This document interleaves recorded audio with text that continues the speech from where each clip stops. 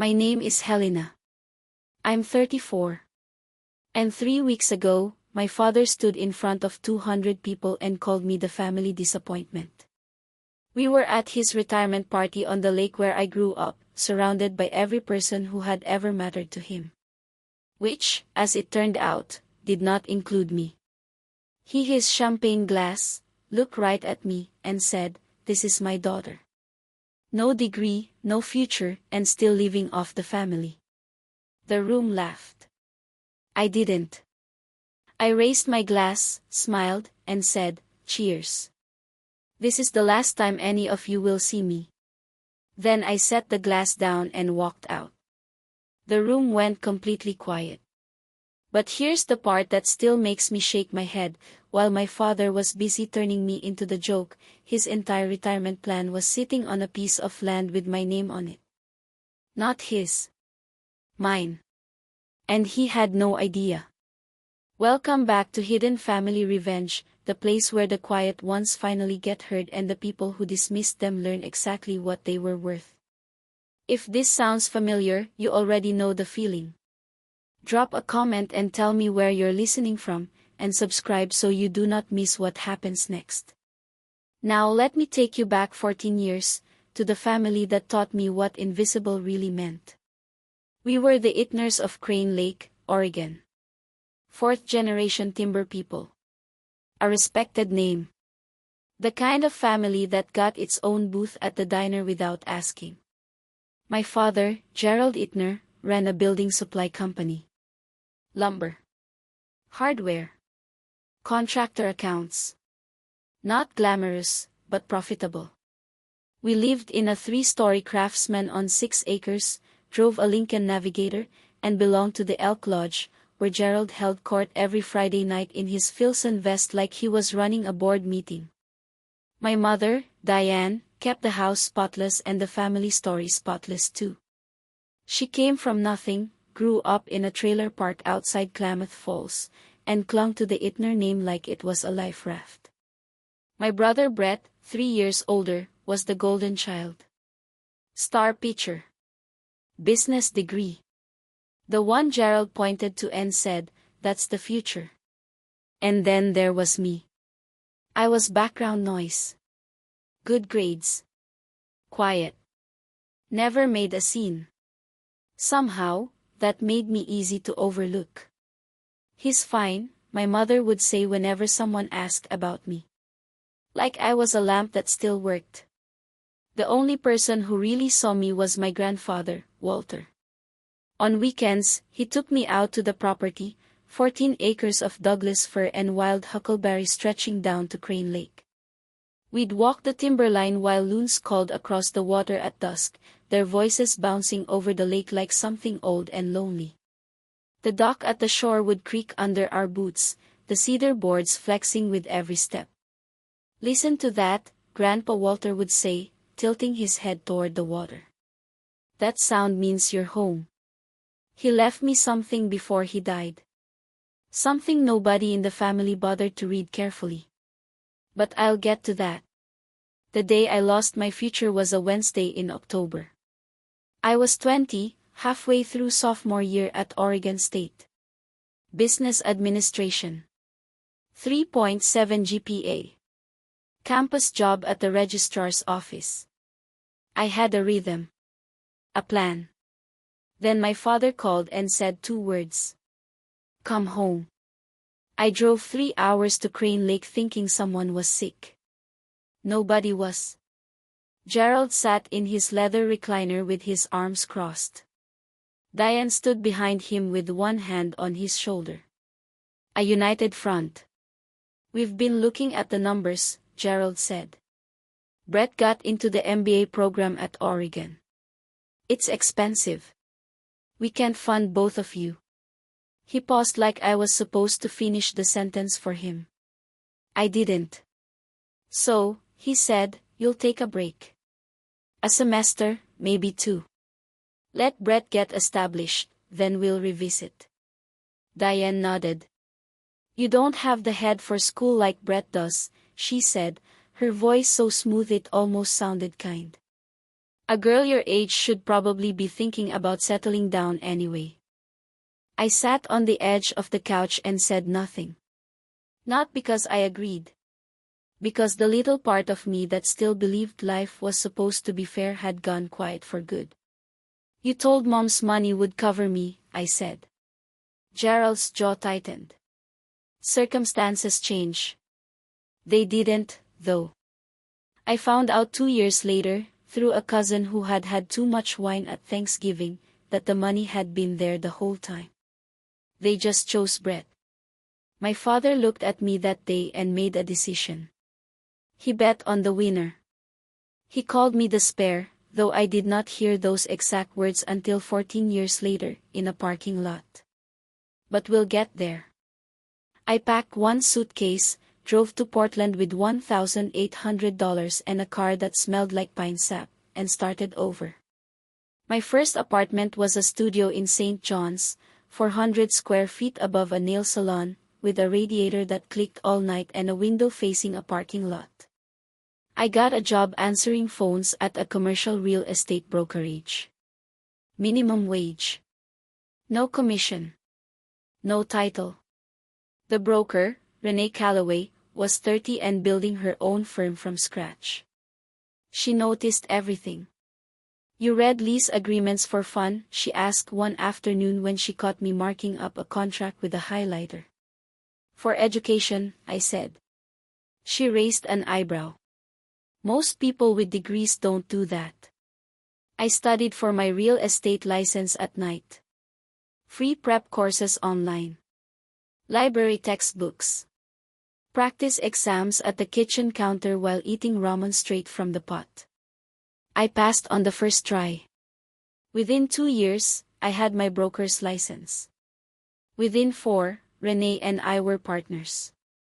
Itner and Calloway Commercial Real Estate, Portland. We specialize in warehouse conversions and mixed-use developments. The kind of deals where you need to read 60 pages of zoning code before breakfast. I got married at 27 to a man named Kyle who liked the idea of me more than the reality. We divorced at 31. Clean. Fast. My family treated it like proof. See? Diane told a cousin. She can't hold anything together. I didn't call home to argue. I didn't call home at all. I built my days around contracts, closings, and clients who paid me for my judgment. I didn't need a degree to read a contract better than the men who mocked me. I just needed time. And I had plenty of it, because nobody was waiting for me. Grandpa Walter was the only Itner who ever made me feel like I belonged. He was a quiet man, 6'2", hands like leather, voice like gravel rolling through a creek bed. He built the cabin on Crane Lake himself in 1974, hand-milled the lumber, laid every stone in the fireplace. The 14 acres around it were his church. He walked them every morning with a brass compass he'd carried since his army days, checking the timberline, reading the soil. When I was little, he'd let me hold that compass while we walked. The needle would swing and settle. Swing and settle. True north doesn't argue, he'd say. It just points. When I was 24, 4 years after I'd been pushed out of school, Grandpa Walter drove to Portland and took me to lunch at a diner on Hawthorne.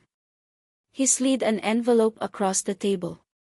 Inside was a photocopy of a deed. I put the land in both our names, he said. Joint tenants with right of survivorship. You know what that means? I didn't. Not really. I was a real estate broker by then, but at 24 I was still learning. I thought it was sentimental. His way of saying the land was home for both of us. It means if something happens to me, it's yours, he said. No probate. No lawyers. No Gerald. He held my eyes. The land knows who walked it, Helena. That's you. Not them. I thanked him and filed the photocopy in a drawer. I thought of it as a keepsake, not a weapon. Walter died 4 years ago at 82. Pneumonia. Fast and quiet, like everything about him. At his funeral by the lake, the loons were calling at dusk. I stood in the back row with his brass compass in my coat pocket. I still didn't understand what he had really given me. Then 3 weeks ago, the invitation arrived at my office in Portland. Heavy cardstock. Gold lettering. Gerald Itner cordially invites you to celebrate 40 years of service and the beginning of a well-earned retirement. I almost threw it away. Almost. Then my phone rang. Aunt Carol, my father's younger sister, the only person in the family who still spoke to me. Helena, honey, did you get the invitation? Just opened it. There's something you should know, she said, her voice dropping. The party isn't just about retirement. Gerald is selling the lake property. 14 acres, cabin, the whole thing. A developer out of Seattle, Southern Pacific, is buying it for a resort. Closing is scheduled for the week after the party. My stomach tightened. Grandpa's land? 2.4 million. Gerald's been counting on it for months. He already put deposits down on a retirement RV and a condo in Bend. And Brett, she paused. Brett leveraged a business loan against the expected proceeds. I thanked her and hung up. Then I sat in my office, third floor, view of the Willamette River, and stared at the invitation. They were selling Grandpa's land. The place he walked every morning. The place where he put a compass in my hand and told me the land knew who walked it. Something about that sat wrong with me. Like a number that does not balance. A decimal out of place. I RSVP'd. I told myself I was just going to say goodbye to the lake, to the family I had already lost. I had no idea I was walking into something much bigger. The party was held at the Crane Lake Lodge, an old timber mill-turned event space on the North Shore. String lights. White tablecloths. A caterer from Bend serving salmon on cedar planks. 200 guests. Business friends. Lodge brothers. Extended family. The mayor. I wore a charcoal sheet dress. Simple. Sharp. Bought with my own money. My own taste. No labels trying to impress anybody. Diane intercepted me at the entrance. Cream silk blouse. Pearl brooch the size of a quarter. The same smile she'd used for 24 years. Warm on the surface. Cold underneath. You came, she said. Try not to make this about you. I smiled back. Wouldn't dream of it. Inside, I looked for my seat. Table 14. Far corner. Next to the service door.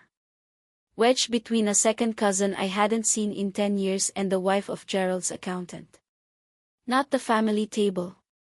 Vivian, Brett's wife, all blown out blonde hair and monogrammed everything, came by and gave me one of those tight little smiles people use when they want to sound superior without raising their voice.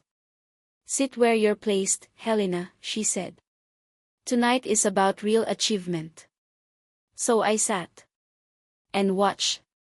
Brett was near the stage, working his confidence with a craft beer in one hand, telling a banker about his growth strategy. Gerald stood near the bar in a new Filson blazer, shaking hands and soaking up praise like sunlight. I stepped outside onto the deck for air. The dock was still there. The same dock Grandpa Walter built. The same boards groaning under my heels in the evening quiet. Across the lake, a loon called out. Low. Trembling. Lonely. I pressed my palms to the railing and breathed. Something about the land still bothered me. A detail. A mismatch. A line I had not checked. I went back in for the salad course and just in time overheard Gerald talking to a man in a navy blazer I didn't recognize. Someone with a Southern Pacific pin. Closing's next Friday, Gerald said, leaning in like he was sharing a secret he wanted everyone to hear. 2.4 million. 40 years of sweat equity, and that land is my retirement paycheck. The developer nodded. Beautiful parcel. Lake access alone is worth half that. Damn right, Gerald said. And Brett's already earmarked part of the proceeds for expanding the supply company. New warehouse, new fleet. The Itner name is going to be bigger than ever. Then Brett appeared beside them, clapping Gerald on the back. We just need Helena to sign a few family documents at closing, he said. Just paperwork. A formality. That word snagged in my head. Family documents. Formality. Why would they need my signature if the land belonged to Gerald? Outside, the loon called again, and for a second I was 8 years old, standing on that dock with Grandpa Walter's compass in my hands, watching the needle settle on true north. The land knows who walked it. I picked up my water glass and took a slow sip. I didn't have answers yet. But I had a question.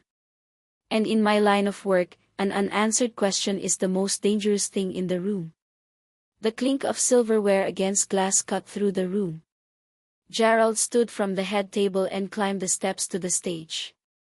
Applause rolled through the room. Warm. Generous.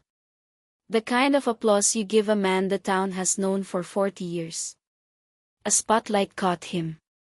He stood there in his new blazer, Elk Lodge pin on the lapel, microphone in hand, looking every bit the patriarch he believed himself to be. Thank you all for being here tonight, he said. 40 years in this business. Not bad for a kid who started stacking lumber at 16. Laughter. He worked the crowd with practiced ease, thanking partners, employees, the mayor, and then the family section. My beautiful wife Diane, 30 years of patience and grace. Applause. Diane touched her brooch and dabbed at her eye. My son Brett, stepping into the next generation of Itner leadership. I could not be prouder. Standing ovation. Brett stood, waved, grinning like he'd already won. Then Gerald's gaze found me. Table 14. Near the service door. His smile changed. Thinned. And this is my daughter, Helena, he said, then corrected himself with a little wave. Sorry. Helena. No degree, no future, just freeloading off the family. A beat. Then, with a smirk, maybe someday she'll find someone willing to take that on. The room laughed. Some loudly. Some nervously. Some because they thought this was the kind of thing fathers say at parties. Aunt Carol, 3 tables away, stared into her plate. The salmon in front of me went cold. I could feel the spotlight on my face. 200 pairs of eyes settling on me like hands. I didn't flinch. I didn't blink. I folded my napkin, set it beside my plate, and pushed back my chair. The laughter was still fading when I stood. I reached for my champagne glass and held it at chest height. My father's smile flickered. He had not expected movement. I was supposed to sit there and absorb it the way I had absorbed everything else for 30 years. Congratulations on your retirement, Dad, I said, my voice clear and steady. 40 years. Quite a legacy. I lifted the glass an inch. Cheers. This is the last time any of you will see me. I set the glass down without drinking, picked up my bag, and turned for the door. My heels hit the deck boards outside. The same boards that had grown beneath Grandpa Walter's boots. The same boards I had crossed 1,000 times as a girl. The sound cracked through the silence like a gavel. Behind me, nothing. No laughter. No applause. Just the hum of the string lights and 200 people trying to figure out whether they had just witnessed a breakdown or a declaration. I didn't run. I didn't rush. Spine straight. Chin level. eyes forward. I heard a glass clink behind me, somebody setting theirs down too hard. Then a murmur, low and confused, rippled from table to table. A woman I didn't know whispered, "That wasn't a joke, was it?" "No," another voice answered. "It wasn't." I pushed through the lodge doors and stepped into the cool September air. The lake was black glass. A loon called far across the water. I didn't owe them a speech. The silence said enough. I was halfway to my car when I heard them. Diane's heels first. Fast and uneven on the gravel. Then Gerald's heavy stride. "Helena. Stop." Diane grabbed my arm. Her face was red, the pearl brooch catching the parking lot lights. "Do you have any idea what you just did in there? Your father is humiliated." I looked at her hand until she let go. "He humiliated me," I said. "In front of everyone. On a microphone." "It was a joke," she snapped. "Don't be so dramatic." Gerald came up behind her, breathing hard. His blazer was open now, his face the color of raw cedar. "Get back inside," he said, low and controlled, the voice he used when he wanted business done. "Apologize." "Now." "No," I said. Just like a door closing. "You've been ordering me around for 30 years. This is the last order you get to give me." Something ugly flashed over Diane's face. Not sorrow. Not regret. The rage of losing control over a story she had been writing for decades. "You were the spare, Helena," she said. Cold. Flat. Brett was always the plan. There it was. The thing I had felt my whole life. Said out loud for the first time in a parking lot lit by one flood lamp, with the sound of the party leaking through the lodge walls. I looked at my mother. Studied her face. Filed that sentence away where it would stay forever. "Thank you," I said. "For finally saying it." I opened the car door and slid into the driver's seat. Gerald stepped forward. "Walk away and you're done in this family. You hear me?" I started the engine. "I've been done for 14 years, Dad," I said. "You just didn't notice." And I drove away. I pulled off Route 97 about 30 minutes south of Crane Lake and sat in the dark with the engine running and my hands locked at 10 and 2. Let me step out of the story for a second. If you have ever been the one sitting at the far table while the family toasted somebody else, I see you. I sat there for 30 years. If that hits close to home, drop a like so I know you're here, and stay with me because the floor starts moving next. Back to it.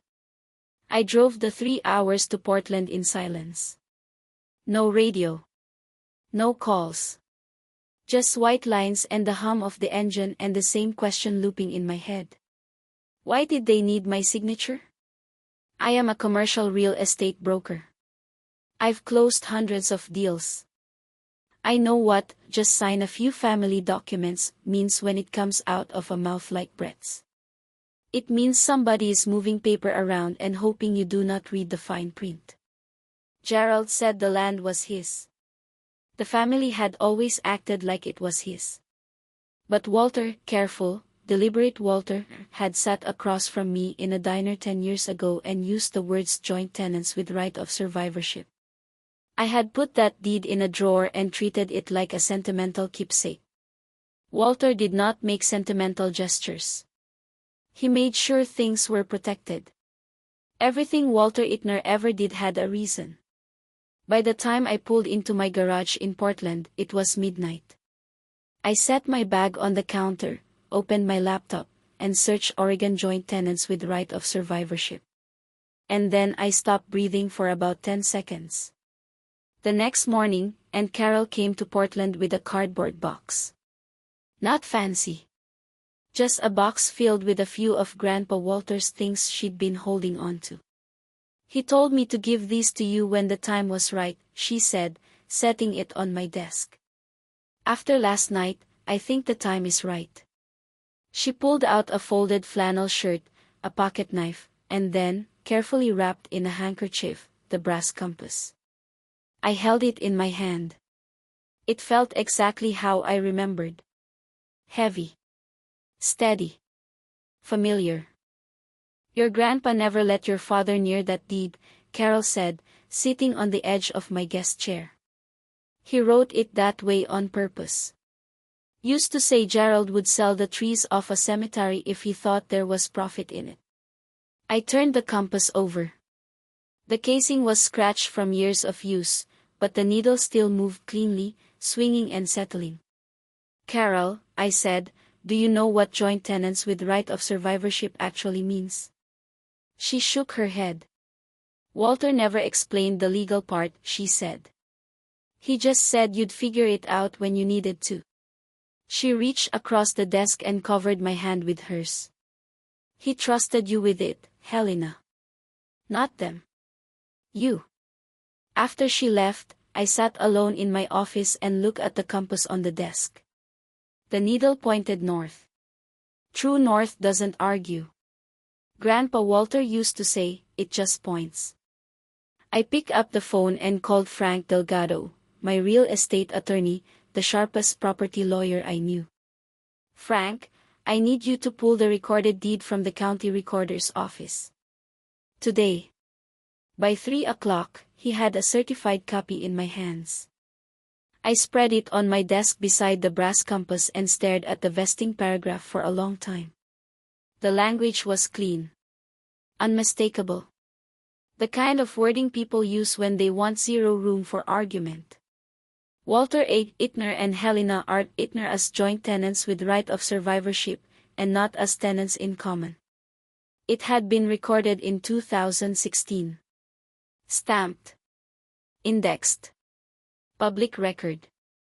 I read it again and again, then placed both hands flat on the desk and let the words settle into the place where math lives, where numbers either balance or they don't. Joint tenants with right of survivorship.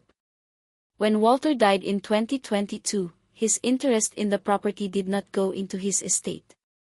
It did not pass through his will. It did not land in Gerald's hands, no matter what Gerald's copy of the will said. By law, Walter's share automatically vested in the surviving joint tenant. Me. I had been the sole legal owner of 14 acres of lakefront timberland on Crane Lake for 4 years. I just hadn't known it. And Gerald, who had been negotiating a $2.4 million sale, who had already counted on that money, who had thrown a party to celebrate it, had been trying to sell property he did not own. The family paperwork Brett wanted me to sign at closing was a quitclaim deed, a document that would have transferred my ownership to Gerald for nothing. They weren't asking me to witness a formality. They were asking me to sign away $2.4 million. I set the compass on top of the deed. The needle pointed north. The land knows who walked it. And now I knew exactly who owned it. It's ironclad, Frank said. He sat across from me, jacket off, sleeves rolled up, after an hour of reading the deed and cross-checking Oregon property law. Walter's attorney used the gold standard language. There's no ambiguity. And the will? I asked. Doesn't matter for this parcel. A will cannot override survivorship. When Walter died, you became sole owner automatically. I leaned back. So Gerald can sell it. Gerald can't sell what Gerald doesn't own. What about the title company? They'll catch it the second they run a full search, if they haven't already. His name isn't on the deed. Yours is. Without a quitclaim from you, the sale cannot close. I let that sit. How did nobody catch this for 4 years? Because nobody looked closely enough. The tax bills still go to the family address. The assessor mails to whatever address is on file. Walter never changed it from the house. Gerald's been paying them thinking he was paying his own taxes. And Southern Pacific's title company probably only ran the preliminary report last month. Standard timing. Gerald's attorney likely saw the vesting issue and decided the easiest path was to get your signature at the closing table. I felt something shift inside me. Not anger. I had used that up years ago. Something colder. Cleaner. Like stepping out of fog and finally seeing the ridge line. So they don't need my blessing, I said. They need my signature. And you're not a child who signs what she's told anymore, Frank said. He closed the folder. What do you want to do? I picked up the compass, turned it in my fingers, and set it back down. I want to be at the closing, I said. And I want the title officer to read the vesting out loud in front of all of them. Frank nodded slowly. I can arrange that. Good. Because my father spent 40 years telling everyone I was worthless. It's time the record showed otherwise. That evening, Renee and I sat in the conference room after hours with takeout containers and a whiteboard full of numbers. Walk me through the exposure, I said. She pulled up the projections. If the sale doesn't close, Gerald loses the $2.4 million payout. He's already committed against it. RV deposit. Condo in Bend. Those deposits are probably non-refundable or subject to penalties. And Brett? Brett leveraged a $600,000 expansion loan. The loan terms were built around the sale proceeds as support. If the deal falls apart, the bank will likely renegotiate or call the loan. Either way, the expansion stalls. I stared at the numbers. $2.4 million and a $600,000 loan hanging on one signature. Mine. I don't want to destroy them, I said. The employees at Gerald's company are innocent. The town depends on that supply business. Renee looked at me over her glasses. You are not destroying anything. You are refusing to give away what is legally yours. There's a difference. She was right. I wasn't sabotaging a deal. I wasn't suing anybody. I wasn't leaking secrets or calling the press. I was exercising a right that had been sitting in the public record for a decade. A right they had tried to erase with a quitclaim and a smile. I just want the truth said out loud, I said. In a room where people can hear it. After that, I'm done. Renee nodded. Then be done. But be done on your terms. I drove home that night through Portland rain and thought about Grandpa Walter, the compass, the lake, the timberline, the loon calls at dusk. A man who saw me when nobody else bothered. I wasn't doing this for revenge. I was doing it because silence had been my language for 30 years, and I was tired of translating. The messages started Monday. Not from Gerald. He was too proud to call first. But the network activated. Aunt Susan. Diane's sister. Helena, sweetheart, I heard about the party. Your father says you've been struggling emotionally. We're all concerned. A second cousin I had not spoken to in 5 years. Sorry, Gerald mentioned you might need support. Let me know if you want to talk. My father's accountant's wife. I saw what happened Saturday.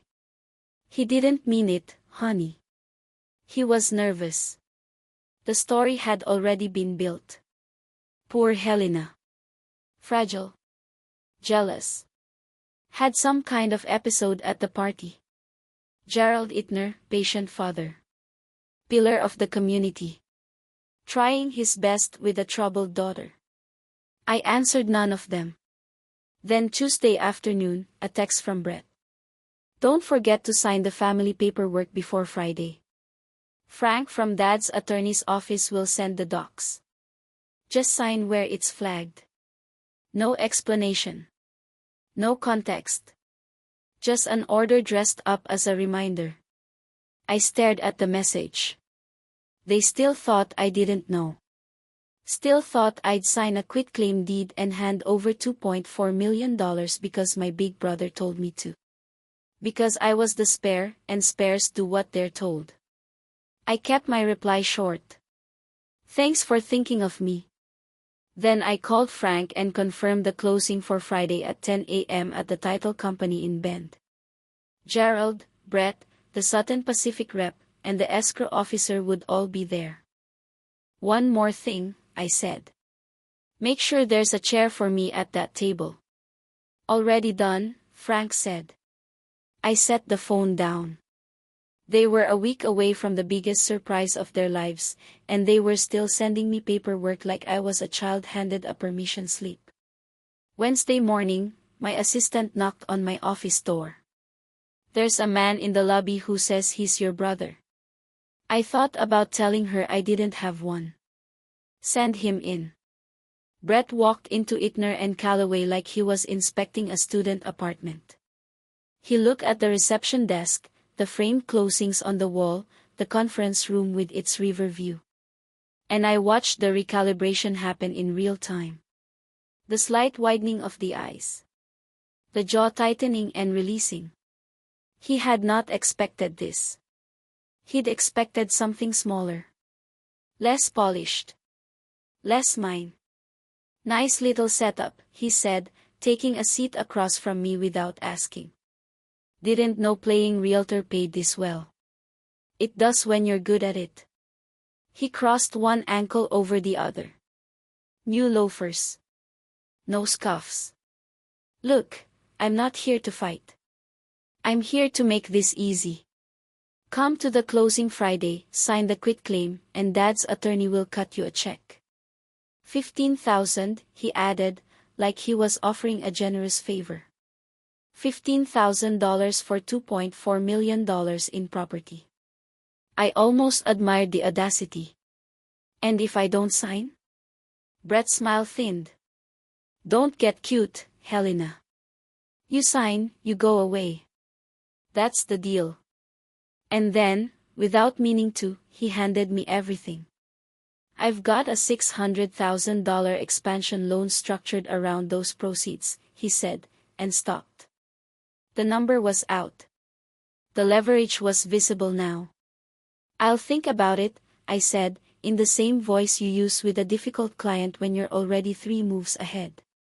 Brett stood, looked around the office one more time, and left without saying goodbye. I watched him go. Then I picked up the brass compass from my desk and held it until my pulse slowed. Thursday evening, Diane called. I answered because I wanted to hear which version of my mother would show up. Helena, sweetheart, she began, voice sweet and careful and a little breathless. The peacemaker. I've been thinking about you all week. I feel terrible about what happened at the party. Do you? Your father loves you. He just does not always know how to show it. You know how he is. Clumsy with words. Clumsy. 200 people and a microphone, and she called it clumsy. Mom, does Dad want to apologize? Specifically for what he said? A pause. The kind that tells you the script is being rewritten in real time. He wants to move forward, she said. We all do. Can't we just put this behind us? So, no apology. Helena, don't be difficult. We're trying to meet you halfway. Halfway would mean acknowledging what happened. What he said. What you said in the parking lot. Silence. Then the mask slipped. And underneath it was the Diane I had known my whole life. The one who kept score. The one who decided, somewhere along the way, that one child was worth investing in and the other was overhead. You know what your problem is? Her voice went flat. You've always thought you deserved more than you earned. Your father built everything this family has. Everything. And you've done nothing but take. I haven't taken $1 from this family in 14 years. Then why are you making this so hard? There it was. The real question. Not how are you? Not can we heal? Why won't you sign? Forgiveness and being a doormat are not the same thing, Mom, I said. I finally know the difference. I hung up before she could answer. My hands were steady. My voice had been steady. I was ready for Friday. At 6 o'clock Friday morning, Frank, Renee, and I sat at my kitchen table with coffee and a folder of documents. Walk me through the sequence, I said. Frank opened his notebook. The closing is at Central Oregon Title in Bend. Standard procedure.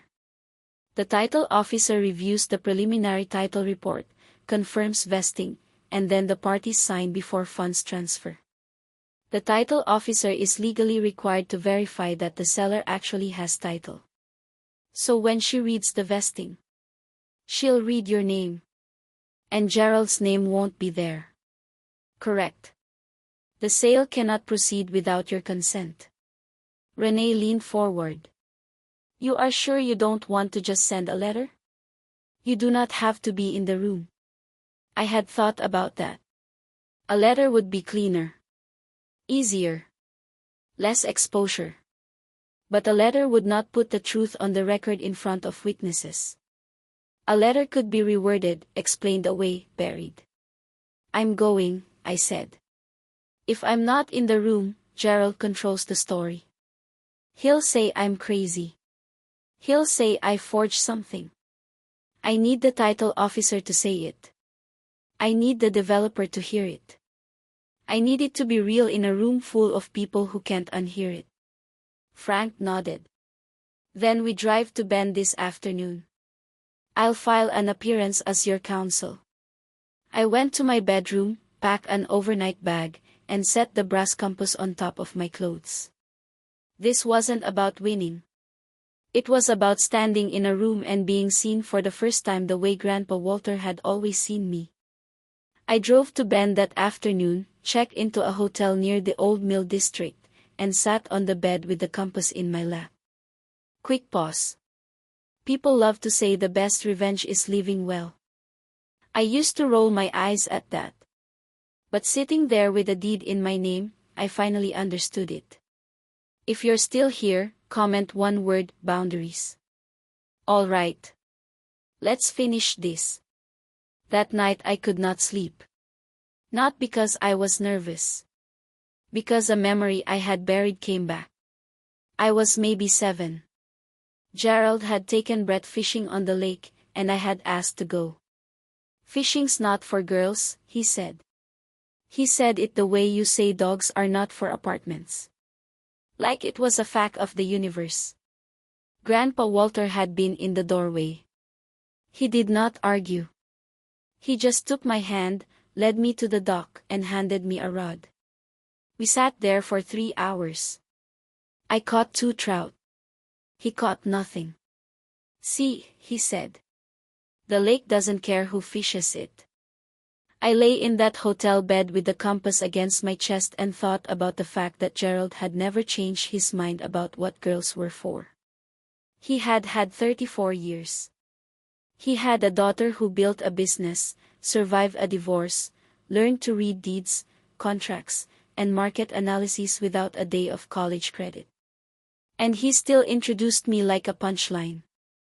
Some people do not change. The trick is learning that their opinion was never the thing that mattered. Tomorrow, the record would show what did. Friday morning, 8 a.m., Carol called. I should have told you this years ago, she said. No small talk. No warm-up. What? The real reason your grandpa put the land in your name. She took a breath. 15 years ago, Gerald tried to sell the property behind Walter's back. Went to a developer. Got a verbal offer. Even drafted a listing agreement. Walter found out and almost disowned him. They did not speak for 2 years. I sat on the edge of the bed. That's when Walter went to an attorney and restructured the deed. Joint tenancy with you. He told me if he left it in his will, Gerald would contest it. If he put it in a trust, Gerald would lawyer his way in. Survivorship was the only lock he could not pick. She was quiet for a second. There's more, she said. The college fund. The money Walter set aside for your education. Do you remember that? I remembered it vaguely. Diane liquidated it and redirected it into Brett's first business loan. Walter found out afterward. That's the real reason there was no money for your tuition. It wasn't that they could not afford it. They stole what was already yours. The room tilted. 14 years of believing I was the spare, and the math had been rigged from the start. Your grandpa wanted to tell you himself, Carol said. But by the time he was ready, he was too sick. He said, the land knows who walked it, and that when you were ready, the land would speak for him. She paused. He did not pick you to punish them. He picked you because you actually loved the place. Thank you, Carol. Go get what's yours, honey. At 9:15, I stood in front of the bathroom mirror and buttoned my blazer. Navy. Clean lines. Professional. The compass sat on the counter catching the light. My phone buzzed. A voicemail from Gerald, left at 7 a.m. Helena. Brett says you'll be at the closing today. Good. Just sign the paperwork. Don't make a scene and we can all move on. I'll have the attorney explain the documents. It's very straightforward. Straightforward. A quitclaim deed surrendering sole ownership of $2.4 million in lakefront property. Very straightforward indeed. I played the voicemail again, then deleted it. Not out of anger. Out of housekeeping. I didn't need his voice in my phone. I had his words on a recorded deed in a county office, and those were the only ones that mattered. Frank met me in the hotel lobby at 9:30. You okay? I'm fine. You do not have to do this in person. I can file a formal objection to closing. Frank. I held up a hand. I've been invisible to these people for 34 years. Today I'm sitting in a room with them and letting the title officer say my name. That's all. He nodded. We drove to the title company in silence. Central Oregon Title was in a beige office building off Highway 97, wedged between a dental practice and a CPA firm. Not dramatic. Not cinematic. Just a conference room with a long table, bad coffee, and fluorescent lights. The kind of room where millions change hands every week without applause. The morning was cold and bright. The sky had that pale blue only Central Oregon gets right. Somewhere across town, a loon might have been calling on the Deschutes. I could not hear it, but I could feel it. The conference room was already half full when Frank and I walked in. Gerald sat at the head of the table in a sport coat and biowello tie, dressed for a victory lap. Diane sat beside him clutching her handbag. Brett and Vivian were across from them. Brett's knee bounced under the table. At the far end sat the Southern Pacific representative, a woman named Karen Oates in a charcoal suit, and the escrow officer from Central Oregon Title, a calm-faced woman with reading glasses on a chain. Frank pulled out the chair at the center of the table. I sat beside him. Gerald turned. Surprise. Confusion. Then something harder. What are you doing here? He said. Not a greeting. An accusation. I was invited to a closing, I said. Seemed appropriate, since my name is apparently on some paperwork. Brett leaned forward. We talked about this. You sign the quitclaim, you get your check, everybody goes home. I haven't agreed to sign anything, Brett. Karen Oates looked from me to Gerald to Brett. Is there a title issue I should be aware of? The escrow officer opened her folder. We are about to review the preliminary title report. If there are any concerns, they should surface now. There's no issue, Gerald said quickly. My daughter is here as a courtesy. She has a minor signature requirement. Actually, I said. The room went quiet. Before anyone signs anything, I'd like the title officer to read the current vesting out loud for the record. The escrow officer looked at Frank. Frank nodded. My client is the record owner of the subject property, he said. She has every right to request a vesting review. Gerald's face drained of color so quickly it was almost theatrical. The escrow officer adjusted her glasses and opened the title report to the vesting page. The subject property is described as follows, she said in the flat, precise cadence of someone who says these words 50 times a week. 14 acres more or less situated in Deschutes County, Oregon, together with all improvements thereon, commonly known as the Crane Lake parcel. She turned the page. Title is vested in. She paused. I could see her eyes move across the line twice, confirming what she already knew. Helena R. Ittner, as surviving joint tenant by operation of the right of survivorship established by deed recorded June 14, 2016, as document number 2016-024891 in the Deschutes County Recorder's Office. She looked up. There is no co-owner. Miss Ittner is the sole title holder of record. Silence? The kind of silence with weight. Gerald stared at her like she had spoken another language. Diane's hand flew to her brooch. Brett opened his mouth, closed it, opened it again. Karen Oates slowly turned toward Gerald. Mr. Ittner, she said, you represented that you had clear title to this property. Gerald said nothing. The deed was recorded 10 years ago, Frank said evenly. It is public record. A standard title search would have surfaced this immediately. My own voice stayed level, the way it stays in every negotiation. My position is simple.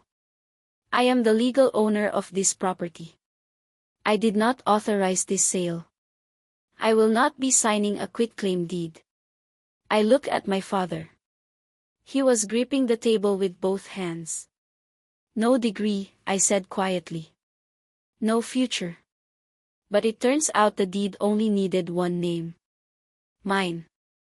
Gerald exploded. Not the slow, controlled anger he used at home. The real thing. Raw. Loud. This is fraud, he shouted, shoving his chair back. My father was senile when he signed that deed. I'll contest it. I'll have every lawyer in this county. The deed was executed in 2016, Frank said, not raising his voice.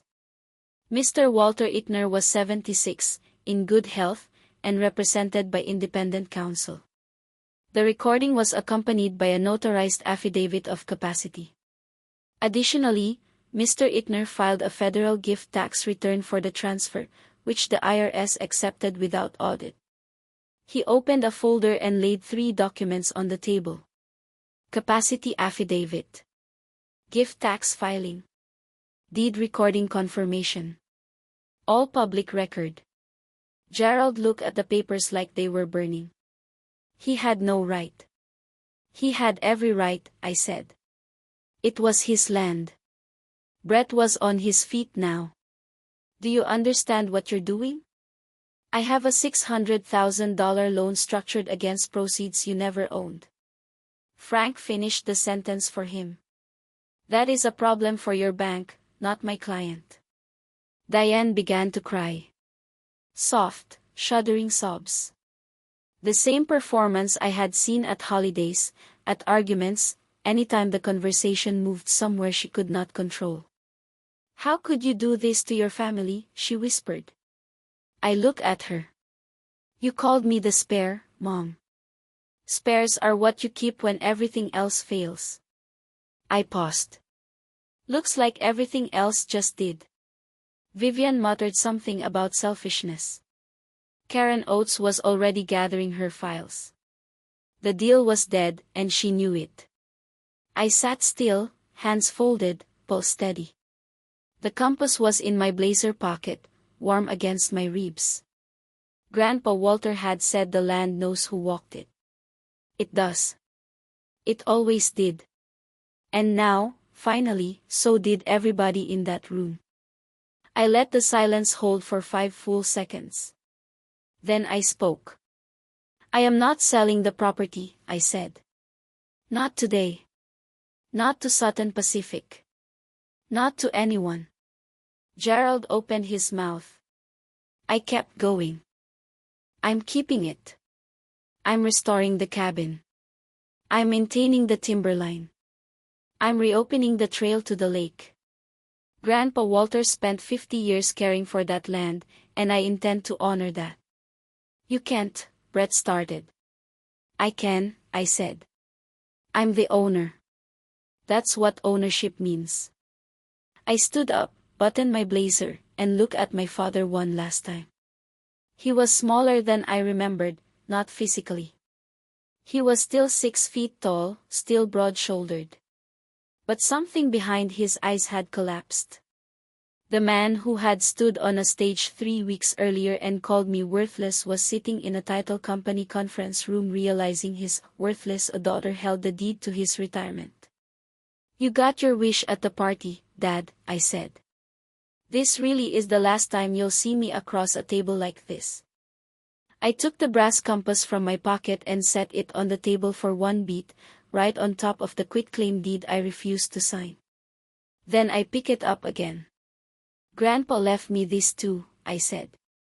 He said true north doesn't argue. It just points. I put the compass back in my pocket, turned to Frank, and said, We're done. We walked out together through the lobby and into the cold bright morning.